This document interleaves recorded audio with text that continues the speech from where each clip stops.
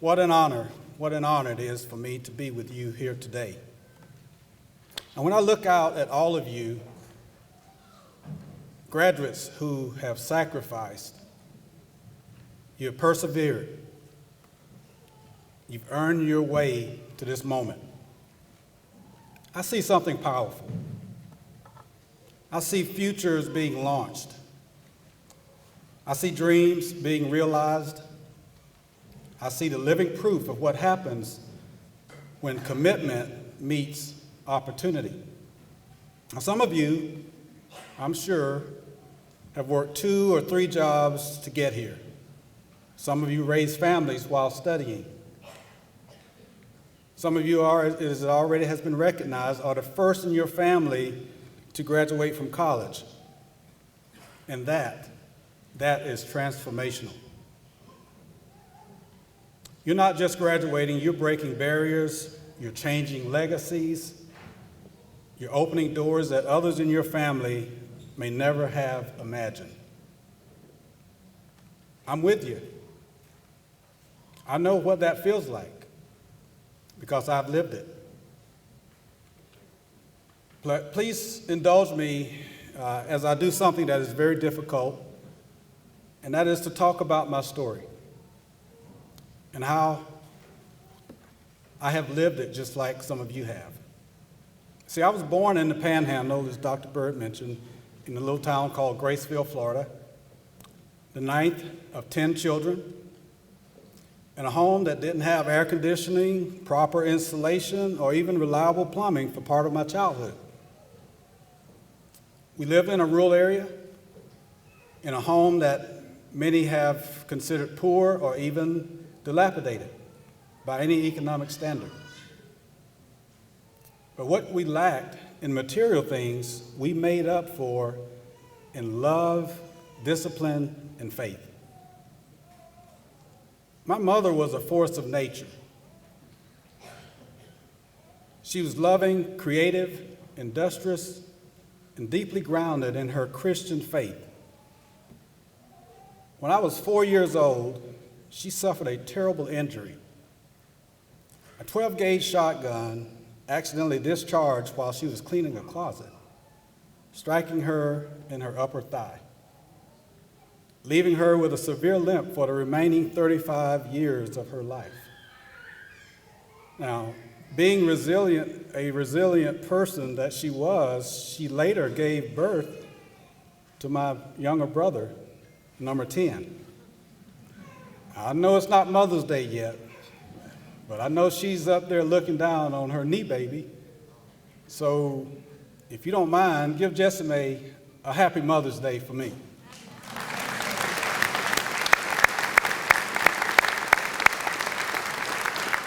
And to all of the mothers here, I wish all of you an early happy Mother's Day.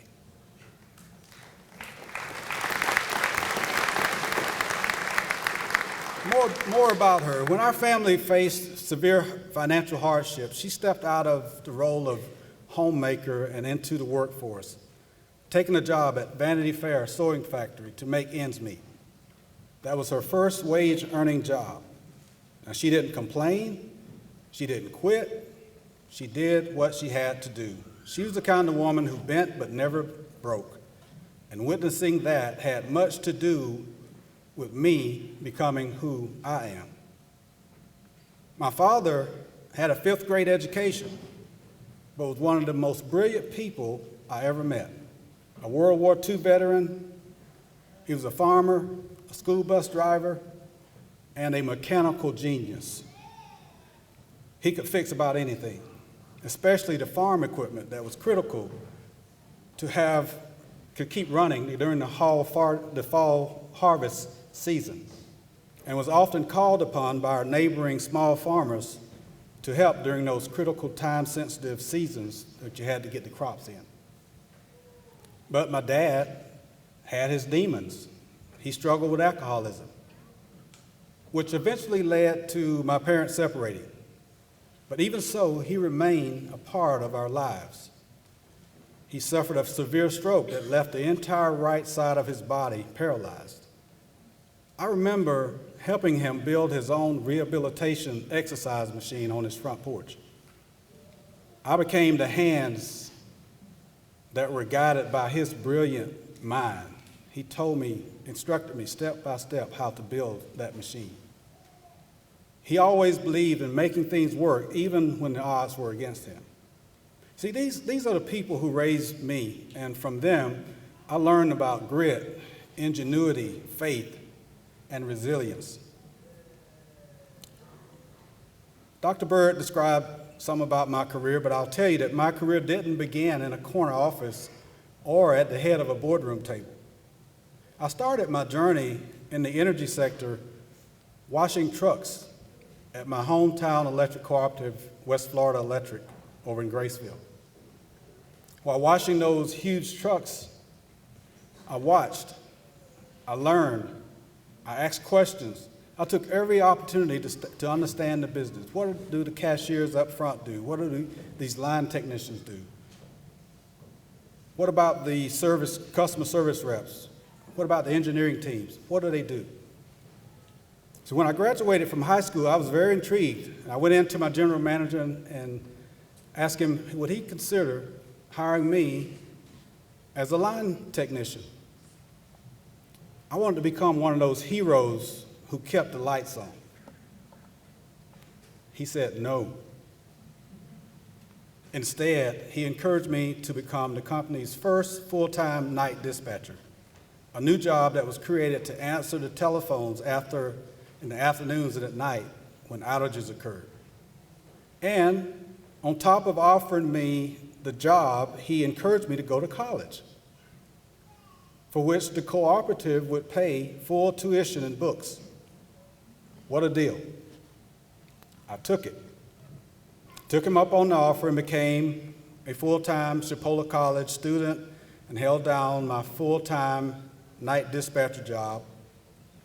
But in my eagerness to climb my way out of poverty, the next summer I was given a sabbatical to complete basic and advanced training for the U.S. Army National Guard. That allowed me to serve my country, earn some extra money, and take advantage of the military educational assistance program, which would also pay my full tuition and books. I know we've got some students in here who are math majors or are focusing on math. You're probably doing the math, right? You understand that each semester I earned and was paid the amount of my tuition and books. It went into this pocket right here. Finally, if that wasn't enough, I volunteered to drive the college bus transporting students who didn't have transportation to and from college, which also paid. In the 80s, $400 a month. It was pretty good. I took it. So with all of that going on, over the next 4 years, I finished college, 2 years at Chipola, 2 years at Troy University, held down a full-time job, part-time job, and more importantly, I finished college without a dime of college debt, no loans, in the black. Still at West Florida Electric, after graduating, I was able to put my degree in business and information systems to work. During my last semester in college, I was promoted to nighttime dispatcher to my first professional management position as their systems analyst. Later, promoted to supervisor of billing, later promoted to manager of member services, and finally promoted to the vice president of member services, marketing, and economic development. Now, these 4 promotions came over a 12-year span.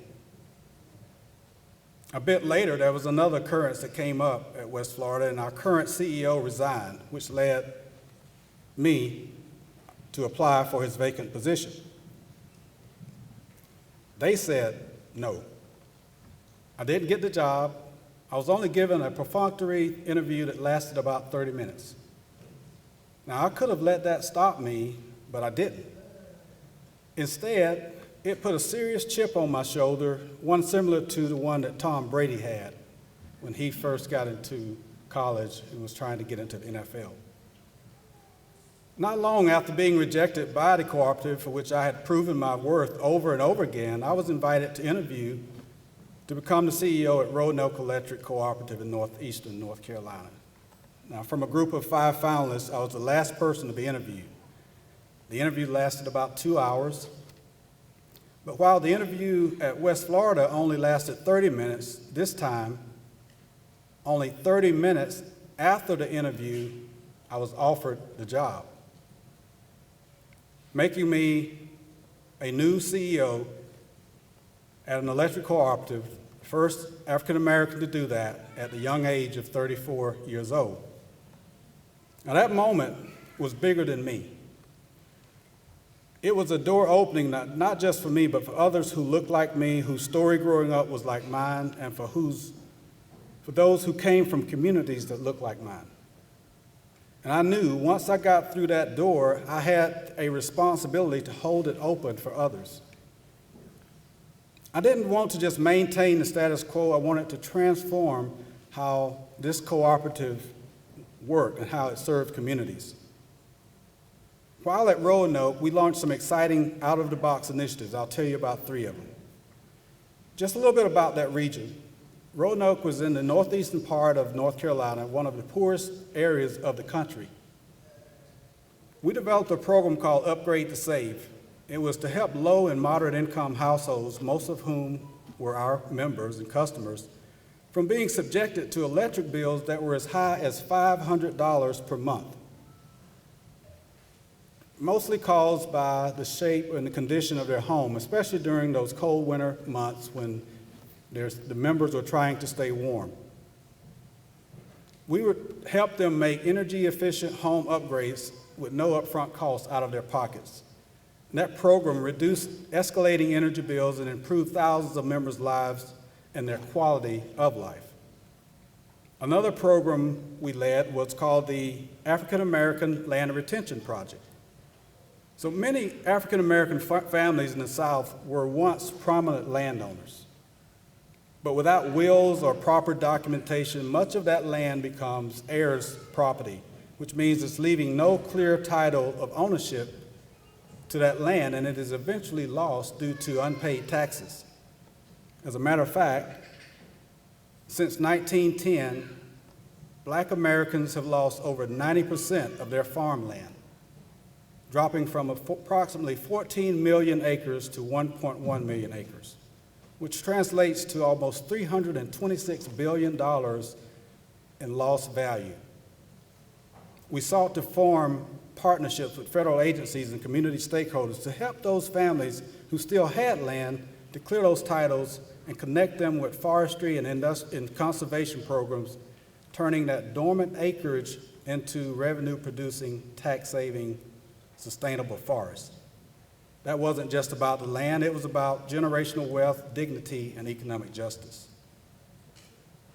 And perhaps one of the most exciting and important initiatives was helping to bring high-speed broadband and internet to rural communities that had never had access to broadband, unlocking educational, job, and entrepreneurship opportunities and access to telemedicine. Our work gained a lot of attention all around the nation. In 2009, I was asked to testify before the United States Congress on rural broadband and energy equity. As I walked into that chamber, I carried with me a whole journey.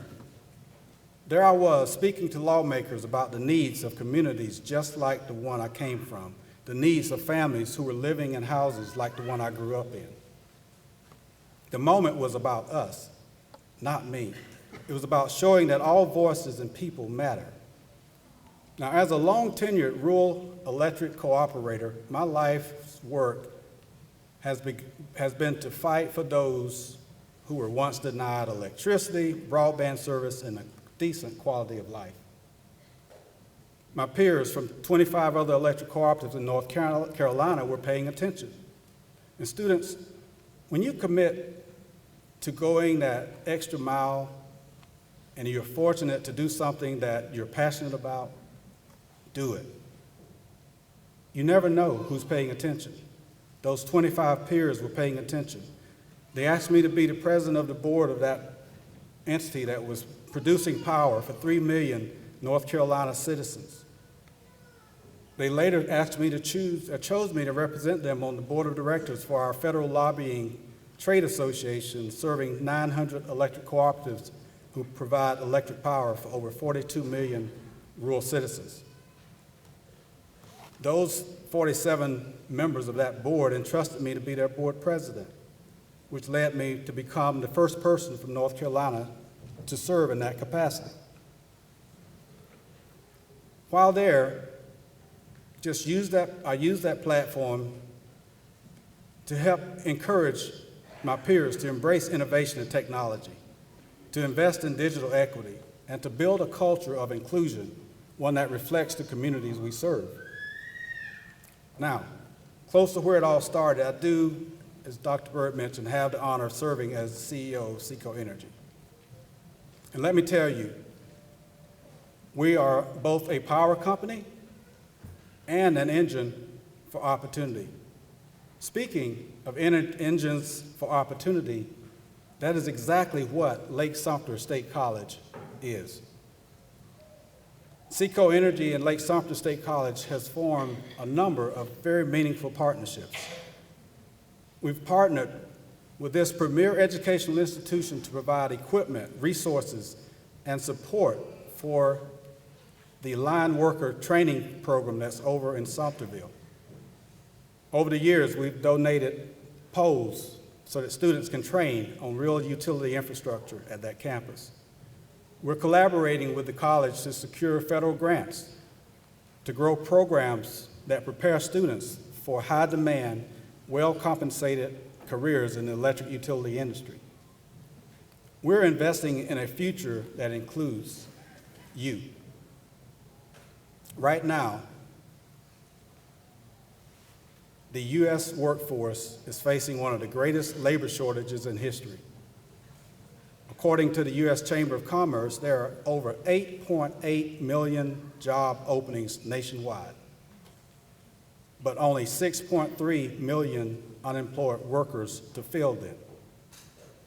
In the energy sector, it's even worse. Over 50% of the current energy workforce is nearing the retirement age, creating an urgent need for the next generation of skilled professionals. Within just the electric cooperative industry alone, thousands of high-paying jobs remain open as I speak, waiting for qualified individuals just like you. This is where you come in. Electric cooperatives like SECO Energy have a large responsibility, keeping the lights on for 42 million Americans in rural communities, powering businesses, schools, state colleges, hospitals, and entire communities. We offer a wide range of in-demand careers, line workers, as I've mentioned, engineers, cybersecurity and IT specialists, renewable energy technicians, business and finance professionals, and these jobs range anywhere from $50,000 to $100,000 at entry level.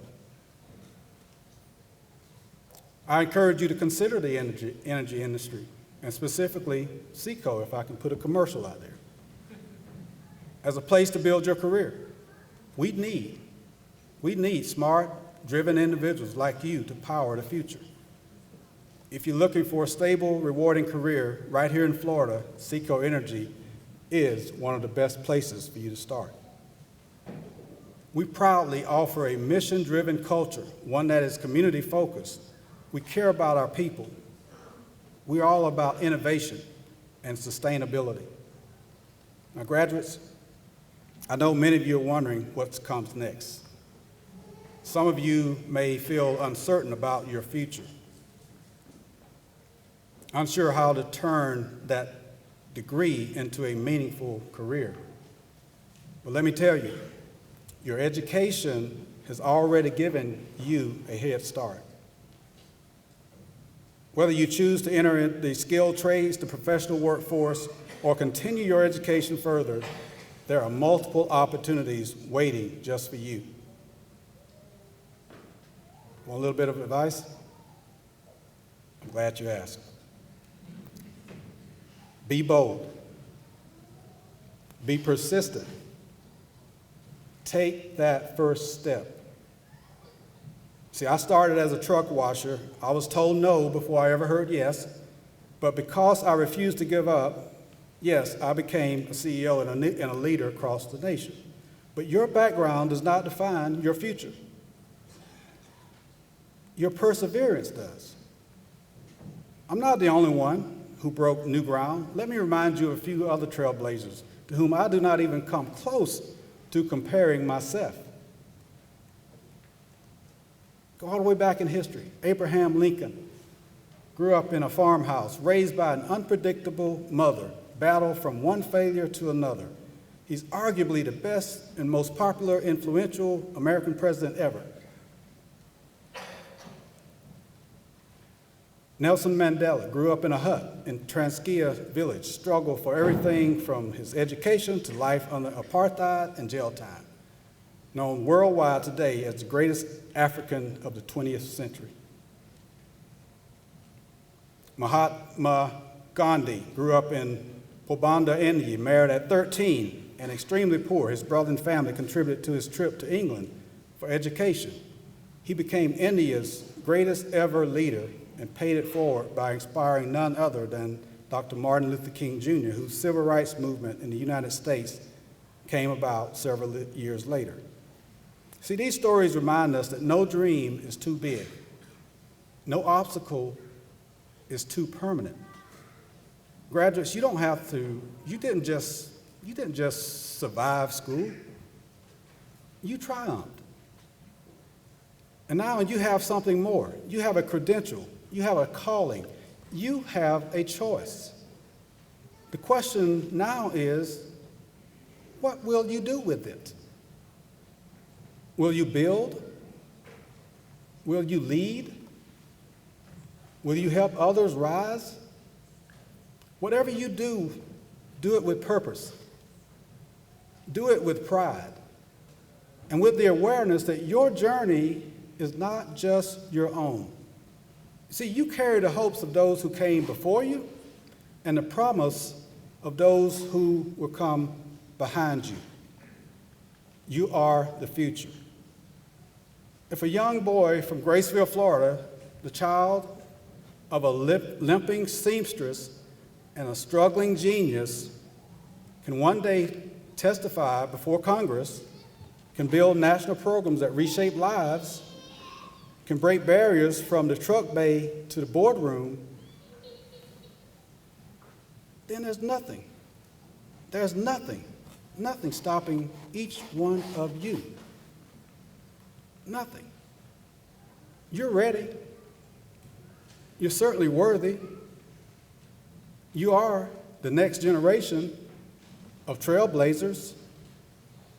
So congratulations, class of 2025. Now go lead the way.